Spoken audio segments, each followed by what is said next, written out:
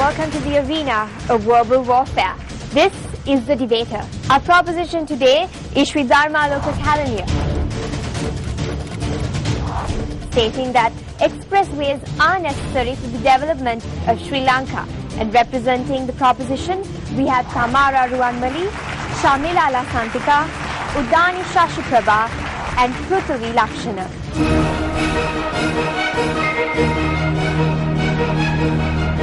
Our opposition for today will be Ramanathan Hindu Ladies College, stating that expressways are not necessary for the development of Sri Lanka. And representing the opposition, we have Sohana Sotiprakashan, Indusha Shantkumar, Akshani Udaharan and Abhirami Tevakaran.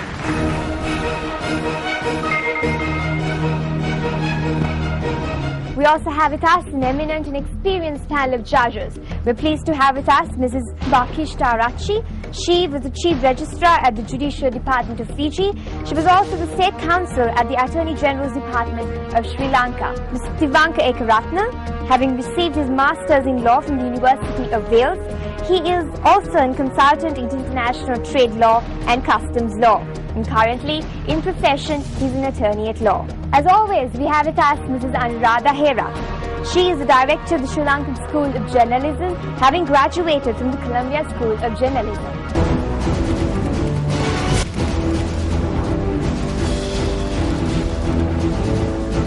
The debate will start off with the opening statements. The proposition will now take the floor.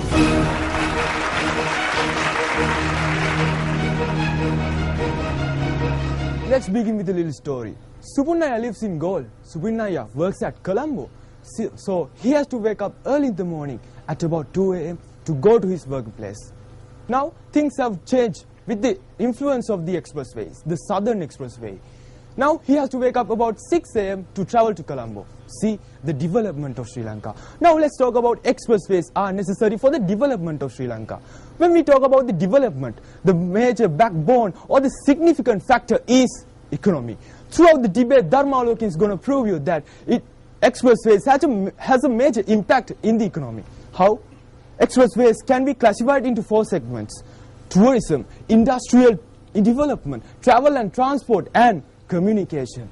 We will prove you that expressways can help those sectors. So if they're going to win the debate, they must prove that expressways cannot help those 4 sectors. So that is the first segment of our base. Moving on to the second segment. We cannot talk about expressways staying frame for the current situation of Sri Lanka. We must talk about only considering the necessities of the development of Sri Lanka. That is the second part of our base. Moving on to the third part, we shall not talk about whether it's suitable or not suitable to the country. We must talk about it is necessary for the development of our country. So let me prove the first fact of our base. According to Mahinda Chintana's vision for the future towards the equilibrium development, and this book is produced by the Department of Management and Monitoring, Ministry of Finance and Planning. According to page number 182, it is clearly mentioned here the travelling time of Mathura to Colombo has been reduced from 4.5 hours to 2 hours. Don't you see the development of Sri Lanka? So now tell me, don't we see an efficiency in transportation influence in expressways? Yes. The efficient transport means the strong economy. The strength of the economy is the development of Sri Lanka. A very good morning to everybody. Today I'm here to argue on the topic of highways are not necessary for the development of Sri Lanka. So before coming to the topic, we have to know what is expressway. Expressway are the intersection of roads which is used for transportation is known as expressway. As you all know, there are 2 types of countries. One is developing country and the other one is developed country. Sri Lanka is a country which is developing. The main goal of a developing country in order to fulfill the needs and the wants of the people and also to reduce the poverty line. And also you all know that Southern Expressway was the first expressway which was built in Sri Lanka. 85 billion of money is spent in a particular expressways.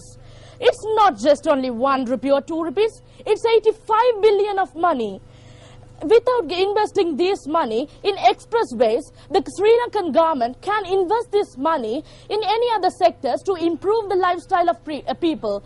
For example, in education system, in housing scheme, or any other scheme, so that our country can be a developed country. The opposition team members is arguing that our country should, the expressways are developing our country. It's just not true. For example, in the southern expressways, many accident has been caused, and this is one of the major factors for the disadvantage of the expressways. And also, road noises increases with operating speed. Because of this operating speed, many health effects, for example, the noise health effect is caused. And also, we are Sri Lankan. We should be proud of our country. To make our country a developed country, we have to make many steps. Everybody thinks like in investing the money in expressway, it's not cause for the development of Sri Lanka. If the basement is strong only, the building will be strong. Last but not least, expressways are not necessary for the development of Sri Lanka. There is no way to argue against. Thank you. In 2004, December 26, as a country, we faced a tsunami wave and 2 lakhs of people lost their lives. In 2012, April 11th, a tsunami message comes to Sri Lanka. At once, the Southern Expressway opens to everyone to travel inside of the country. That's the development we began within that period. So let's talk how the development of a country linked with the expressway, the development of transportation. I'll check draft feasibility study of Kandy Colombo Expressway. Here, it shows the speed delay diagram of the Kandy Colombo Highway. The average speed must be in Kandy Colombo Highway is about 70 kilometers per hour, but the average speed in there is about 40 kilometers per hour. That's the necessity of the expressway. This diagram proves the necessity of the expressway. My next point is the industrial development. There is a singular statement called Kolamata Kiri Gamata Kakiri. This statement proves all the benefits and the development are only for the Colombo, but the rural areas are in the same stage. That's unfair. The development means the development of the whole country, the whole nation. So from this expressway project, the rural areas and the urban areas are connected. So the people in rural areas get job opportunities in the capital, the companies in the capital will invest in the rural areas. That's the development of the whole nation. My next point is the economical development. The backbone of the economical development is exporting and importing industry. From that, the Mahinda Chintana Vision for the Future, it shows the expressway network of Sri Lanka. The Southern Expressway will extend from Matara to Hambantota port. Then the transportation of goods from Hambantota port to the capital will be very much easier. The Katnaga Colombo Expressway will help the foreigners to travel to the airport. That's the development. So, this expressway project covers the airports and the ports in our country. So, this expressway project is very much essential for the development of Sri Lanka.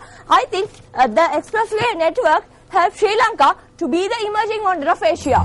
My opposing party is saying it's developing the economic sector of the Sri Lanka and socially, politically, and also it's developing the fourth sector, industry, agriculture. They are saying like that. How can they saying like that? Because to construct these expressway, they have allocated more amount of funds. Because they have reported the ADB Bank and Japan International Corporation have funded lots of money. Only the ADB Bank 19.5 million have funded. So see the funded, our debts are increasing day by day, and also the increasing rate is 12%. Is this the development of is this the development of economic sector? No. How they are going to resettle the debts? How they are going to resettle the debts? Because they are gaining more taxes from the expressways. All the people can pay taxes? No, the people who are owning their own vehicles and also cyclists only pay the taxes. The poor people can't pay their taxes. So how can they tell that expressway are developing the Sri Lanka? When we consider the revenue, only 1,115 billion revenue we are gained from that income, but that is not useful for our development of Sri Lanka. It's directly paying to the another country, which helps to construct the expressways, and also we are debted with other countries, so we have to resettle that. So how can they say it's developing the economic status of Sri Lanka? No, it's never developed the sector of Sri Lanka. if we consider employments, the people who are getting employments are not permanent, they are temporary. So the rate is increasing 5.2 into 13.3%. The employees who are working in construction are getting healthy, and socially they are getting more health effects. So how can they say, the opposing party say that it's developing? So I strongly reject the point that presented by the opposing party. I never ever agree with the opposing party that expressway are developing of Sri Lanka. Thank you. Both the proposition and the opposition have presented their stance. This will form the basis of their future arguments. The intensity is about to build up. Till then, a very short commercial break.